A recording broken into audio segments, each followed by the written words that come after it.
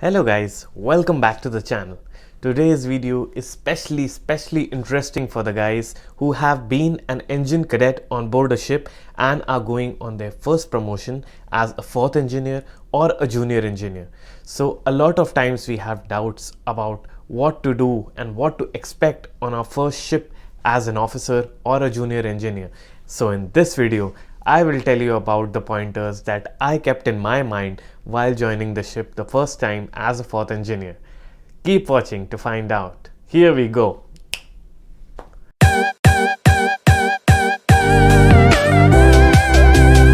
So to give a brief introduction about me, I started my sea career in 2016 as an engine cadet with Maersk. Then later, after taking my exams for the certificate of competency, I came on board as a fourth engineer in 2018. So I can understand a little bit about this situation when people first clear their examinations and want to go on board for the first time. It can be quite exciting yet intimidating at the same time. We have hundreds of questions about what to do, what not to do, how people will see us, how are we expected to perform on board, and a lot of others. So let's find out the few pointers that you need to keep in mind while joining as a junior engineer or a fresh fourth engineer on board a ship. So the first point that I would like to highlight is know a little bit of basics about all the machineries. As you must have already cleared your MEO Class 4 examination, so you must have studied a lot about each and every machineries. The knowledge will be quite fresh in your mind. So I would say just before going on a ship, if you know the guy who is signing off, try to remain in contact with him and ask a little bit of questions about the type of machineries present on board. Mostly as a junior engineer or a fourth engineer, you will be dealing with purifiers, air compressors, auxiliary boilers, basic bunkering, and the general watchkeeping of the ship. Sometimes additional tasks will also be handed over to you by the second engineer so that you get accustomed in the daily tasks. So to start with, have a basic idea about what each machinery does on board a ship. So once you arrive, you are not completely blank. Okay, what happened? Because it also happens sometimes that you clear your exams and then you have to wait for the ship for 6 to 7 months, and then a little bit of knowledge is diminished with time and you lose track of what to keep in mind and what to forget. So a first point will be try to memorize the basics, check the various sites, try to check the YouTube videos and other things that you can see and learn about the machineries so that it can be useful to you on your first contract. My second pointer for you will be a little bit curious on board a ship. Because once you come on board as a certified engineer, you will be quite intimidated by the behavior that changes towards you. When you were an engine cadet, there were no direct responsibilities and you just had to become a shadow of the engineers and help and assist them in various overhauling of machineries or doing any job on the ship. But once you join as a fourth engineer or a junior engineer, you are expected to take up responsibilities. You can have a dedicated set of machineries, like for example, a fourth engineer is dedicated in charge of the purifiers on board. So you have to be a little bit curious about how this machinery works, what are the different parameters that should be kept for the proper running of the purifier, what are the different kinds of alarms that you might experience, and how to tackle them. And the best way to deal with these problems is going through the ship's manual. Whatever you have studied in your examination point of view, that was restricted to a common answer. You could answer the same question for the different kinds of purifiers, air compressors, but once you come on board, you might find different kinds of purifiers on board a ship. For example, there can be purifiers of alpha level type or Westphalia type or Mitsubishi type.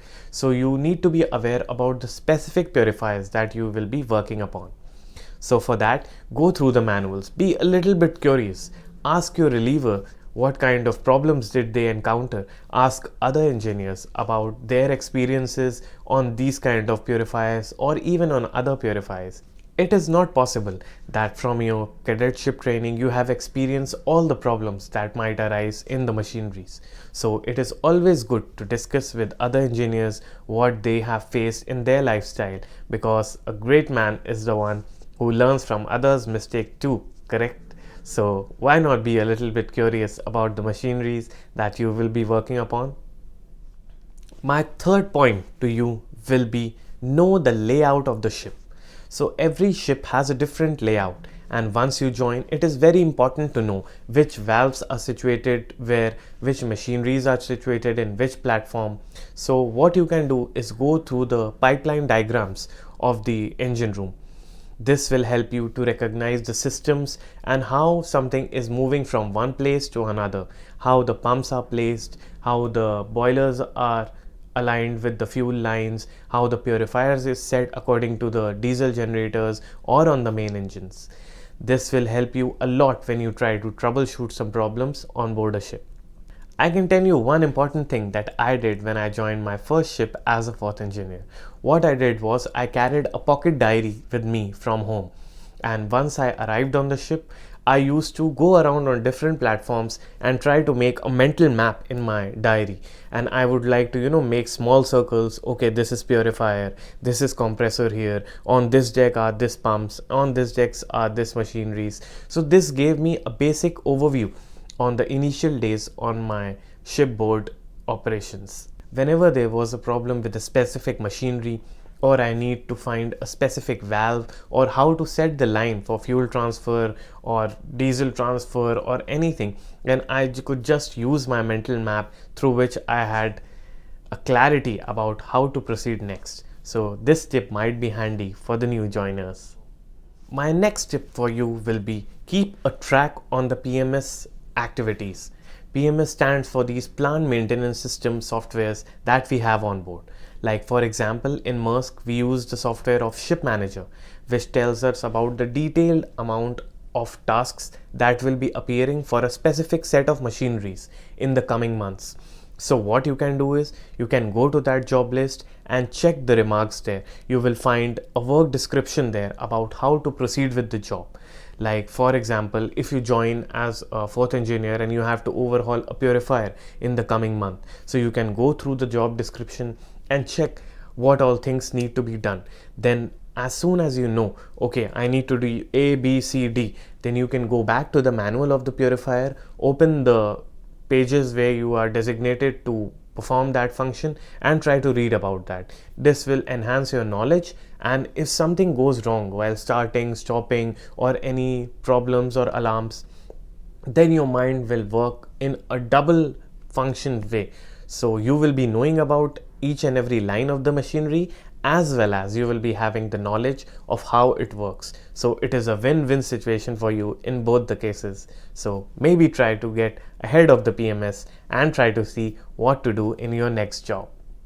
My next advice to you will be a little bit bold. I know when we are in engine cadets, we are of course very shy and sometimes we don't take too much of risks. As a fourth engineer or a junior engineer, you have to take some amounts of risk in your sea life. This should not be very foolish risks which might damage the machinery or your personal safety, but calculated risks. By calculated risks, I mean to take those kinds of risks that you know that you should be taking to proceed in the further direction. For example, if you are using any spanner to loosen any nut from the bolt and you feel that it cannot come out, then you can make a mental calculation in your mind that maybe I could put a little bit more pressure on the spanner and try to check whether it comes out or not. This is not a foolish risk that you are beating up the nut or using some hammer or something on that, but this is a calculated risk. Okay, that maybe I can put in some more force and try to see if it comes out. So this is the amount of risks that I am talking about. My next tip to you will be take it slow. By taking it slow, I mean that you don't become like a tortoise and don't do your job at all. Of course, I don't mean that. By taking it slow, I mean that once you receive your new set of responsibilities, it is quite difficult to adjust in the new shoes. So by going slow, I mean take your time to understand how a machinery works and then try to overhaul it. For example, if you are overhauling any pump, try to know about the diagram, the spare parts that we have, and take it in a stepwise direction. Notice about which parts you are taking out, try to check them in the drawing, and then while assembling back, just proceed in the same direction. Don't try to run ahead of time or try to show yourself that you know everything and you want to be the star performer of the engine room, because you are just recently promoted, and the first thing that you need to do is perform your job properly and safely. So you should not be in a rush. Okay, I need to finish this, I need to finish that, and do 10 jobs at a time, then people will be happy at me. It's nothing like that. If you complete your dedicated job in a good and safe way, then you will get a good reputation on board other team members, and you will feel that you are doing a good job at sea. My next point to you will be utilize the time of maneuvering. So maneuvering is the operation that you must have done while you were a cadet on board. In maneuvering, you usually sit with the chief engineers and perform different operations that will help to dock the ship on a port. Chief engineer is the most experienced engineer that we have on board. So you can use this time in a good way and try to answer or make a conversation with the chief engineer. If you are in doubt about anything or you want to understand some point of view, then you can direct your things to the chief engineer. The chief engineer will be quite happy to help you during the maneuvering time, as he is also looking and waiting for the ship to arrive at the docks. Sometimes the maneuvering is quite long and it can take up to 12 hours, 18 hours, 24 hours, and then we do it on our shifts. And then if you get a chance to be on the maneuvering with the chief engineer, then try to utilize this time. Ask him about his previous experiences. Ask him tips about how you can improve as an engineer who has joined the vessel for the first time. He might give you a very good insightful tips that might be useful for the rest of the contract. So try to utilize the time of maneuvering. This is what I did when I joined my first ship as a fourth engineer. I was constantly asking questions from the chief engineer, but not try to pester him, There is a difference. Sometimes if you keep on asking too many questions with the chief engineer or other engineer, then they might get pissed off and they stop talking to you, or they might feel you know nothing. So don't try to be that kind of guy who is just making others' life difficult while asking too many questions and too many things that he is doubtful for. Take it easy.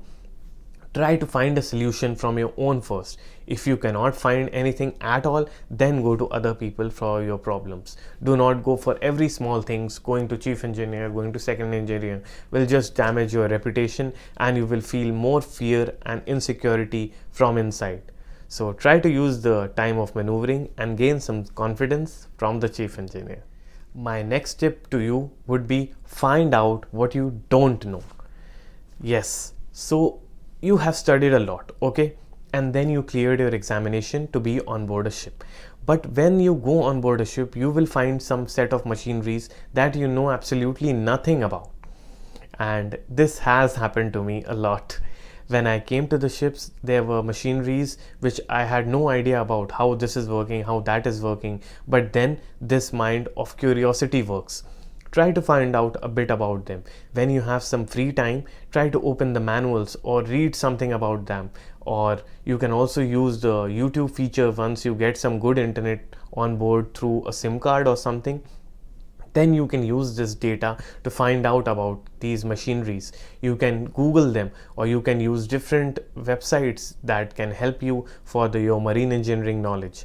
And then you can gain some insights. So next time if you join the same ships, you know how to deal with those kind of machineries and perform basic operations, if not very extreme ones. At least the starting and the stopping of each machinery on board should be on your fingertips. You should know about how to start, stop, and the basic functions of every machinery on board, if not going into very technical terms. So guys, these are a few of the tips from a third engineer to all my incoming fresh fourth engineers on board a ship. I hope these tips will be quite handy for you when you join your ship for the first time, and you might be feeling anxious and curious like me when I was joining. So I know it can be a little intimidating, but don't worry, you got this. You have faced your responsibilities as an engine cadet, you have gone behind engineers and tried to learn, and you have also shown competency by clearing the exams and getting your license to work as an engineer on board. So don't worry about anything, just come on board, try to gain some experience and the knowledge will follow.